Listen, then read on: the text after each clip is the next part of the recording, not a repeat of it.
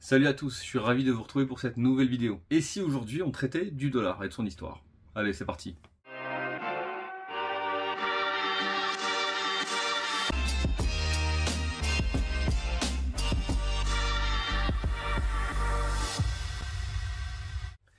Le titre de ma vidéo est donc assez explicite. Le dollar, c'est toute une histoire. Et d'ailleurs, on va la revisiter très brièvement. Suite à la Seconde Guerre mondiale, lors des accords de Bretton Woods, il a été décidé que le dollar servirait de devise mondiale, de devise de référence mondiale. Et ainsi, 50% des échanges dans le monde se font en dollars. Ce qui confère au dollar et ce qui confère aux Américains, a fortiori, un pouvoir. Le pouvoir, quelque part, de dominer le monde à travers leur monnaie. Mais également le pouvoir d'imprimer massivement, j'ai envie de dire, de l'argent dette, qui leur a permis de s'offrir une vie de luxe, une vie à crédit. Et donc au départ, l'histoire était belle, hein, étant donné que ces accords leur ont donné tout pouvoir, mais aujourd'hui, la situation est beaucoup plus compliquée. Les États-Unis sont très très fortement endettés, et surtout nous assistons à quelque chose d'incroyable, c'est une dédollarisation du monde. Incroyable, mais vrai. Les accords de Bretton Woods ont aujourd'hui plus de 78 ans. Et comme je vous le disais, les règles du jeu sont en train de changer. Le monde devient multilatéral. Et de ce multilatéralisme a émergé ce qu'on appelle la BRICS. Donc l'association de différents pays tels que le Brésil, la Russie, l'Inde, la Chine, la South Africa. Bon, techniquement on les appelle la BRICS+, parce que des candidatures sont déposées quotidiennement, il y a de plus en plus de pays qui souhaitent les rejoindre. Et ainsi le monde se dédollarise. Et si ce monde se dédollarise, il sera plus compliqué et beaucoup plus coûteux pour les États-Unis de s'endetter. Bah oui, si finalement 30% des pays de la planète cessent d'échanger en dollars, c'est que finalement on n'est plus sur un échange sur deux dans le monde qui se fait en dollars, mais on est sur moins. Et si on est moins présent, on a moins le droit d'imprimer, en tout cas on s'octroie moins le droit d'imprimer, parce que ça coûte plus cher, parce que ça a un vrai impact sur le dollar. Preuve en est, image qui montre la valeur du dollar qui a perdu, qui n'a eu de cesse de s'effondrer, et qui continue d'ailleurs à s'effondrer. La Chine a par ailleurs signé des accords avec toute la région Indo-Pacifique afin de transiter et afin de commercer directement en yuan numérique, en yuan tout court et en yuan numérique, donc sans passer par le dollar. La Chine a également développé son propre système qui fait concurrence au SWIFT. Oui, jusque-là, le monde subissait plutôt les sanctions des États-Unis lorsqu'ils soufflaient leurs lois et qu'ils imposaient leurs lois sur le monde. Maintenant, c'est fini. Enfin, ils continuent à le faire hein, par ailleurs, mais plus ils le feront, et plus les pays qui subiront ces sanctions seront contrariés et s'empresseront de rejoindre la BRICS. C'est une évidence. Selon moi en tout cas. Alors, on a vu que le monde est devenu multilatéral, on a vu que le monde cherche à s'affranchir des sanctions US imposées par le code SWIFT. On a également vu que le monde, 50% des échanges se font en dollars. Et maintenant, on va voir ce que c'est que le dollar au final. Au final, le dollar, c'est plutôt le dollar index. Parce qu'il faut savoir que on a créé, les États-Unis ont créé ce qu'on appelle le dollar index, qui est donc un indice hein, qui agit un peu comme l'or. C'est une valeur refuge.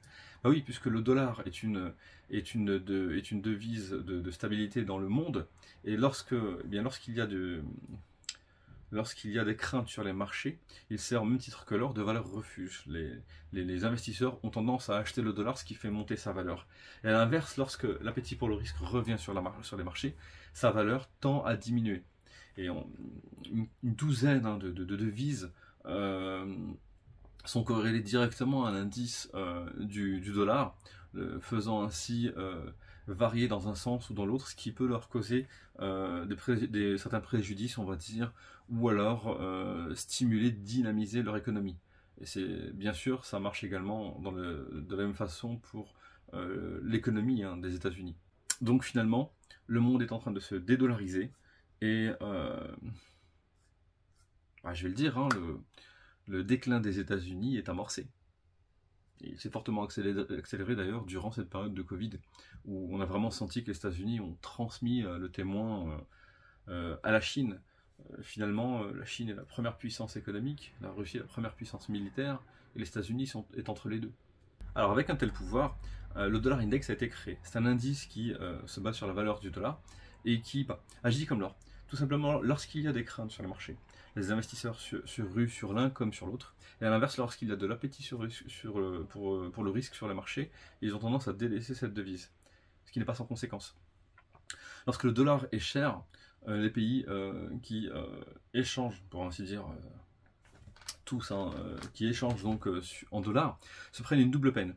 Parce que quand ils montent, leur devise, c'est que leur devise se dévalue. Il leur faut donc plus de devises, plus de leur propre devise pour pouvoir avoir une certaine quantité de dollars. Mais en période d'inflation, il leur faut même plus de dollars pour acheter ce même produit. Donc ils se prennent vraiment une double peine. Alors pendant plusieurs semaines, on a vu le dollar qui montait. Il a d'ailleurs failli mettre en défaut de paiement un grand nombre de pays. Maintenant, l'idée, c'est d'imaginer ce qui se passe quand on a un dollar qui diminue. Parce que depuis une semaine, depuis une semaine, 2 semaines, on se rend compte que le dollar a amorcé une descente, une baisse. Et comment est-ce que ça se traduit? Alors, on va essayer d'imaginer ça ensemble. Un dollar qui diminue, ça se traduit par une inflation, en fait, elle est cachée, mais vous avez le besoin d'avoir plus de dollars pour acheter un produit. Un dollar qui diminue, finalement, il relance l'inflation. Donc on a Powell qui se montre belliciste et qui annonce que les hausses de taux vont se poursuivre. Mais il précise qu'elles seront plus faibles. L'ennui, c'est qu'on est toujours loin d'atteindre l'inflation, le niveau de l'inflation actuelle, pour la tenir. Vous savez, pour stabiliser une économie, il faut se tenir entre 0 et 2% du niveau d'inflation. On en est encore très très loin aux États-Unis. Et alors, il se montre belliciste en disant qu'il va continuer à monter les taux, mais que les hausses de taux seront plus faibles.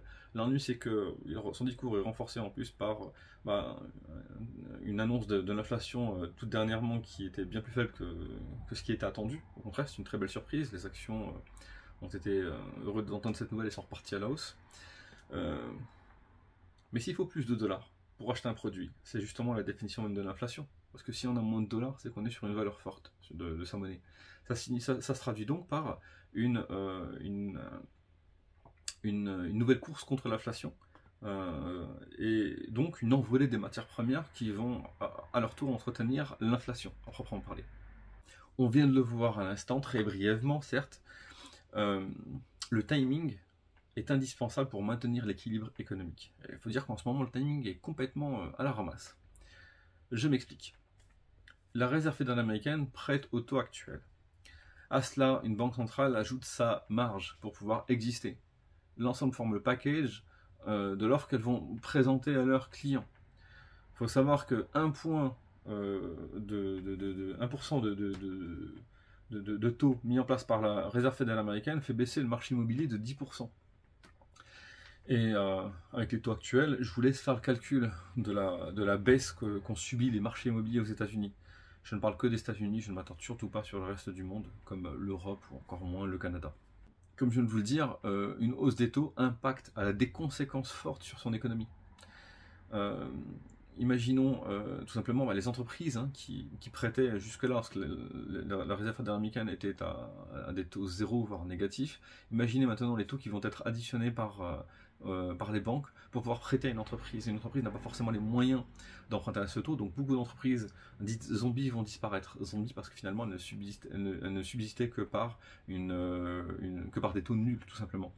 Et donc un grand nombre d'entre elles vont devoir disparaître, elles n'ont pas les moyens en tout cas d'emprunter au taux actuel pour continuer à maintenir l'existence de leur entreprise. Pour les autres, elles vont emprunter beaucoup moins, elles vont devoir réfléchir à prendre vraiment à faire les investissements qui sont vraiment stratégiques. Sauf que plus les taux vont monter, en fait, plus ça va casser l'économie, plus ça va casser la demande et plus ça va casser l'offre. Et forcément, une économie qui ralentit, voire qui est à l'arrêt, face à une inflation qui court, c'est ce qu'on appelle une stagflation. L'ennui, c'est que dans l'histoire, une stagflation précède une dépression.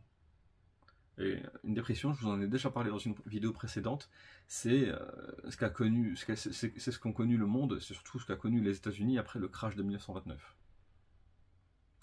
Mais ça fera peut-être l'objet d'une nouvelle vidéo, donc je ne sais pas, je vais y réfléchir. En attendant, je vous laisse apprécier celle-ci. Je vous dis à très bientôt, merci de m'avoir suivi, et si le contenu de mes vidéos vous plaît, n'hésitez pas à les voir ou à les revoir, hein. Je commence à avoir une petite bibliothèque sympathique de contenu depuis que j'ai lancé ma chaîne, et sur des sujets qui sont toujours très très actuels. C'était tout pour aujourd'hui, je vous dis à bientôt pour une prochaine vidéo. Ciao, ciao.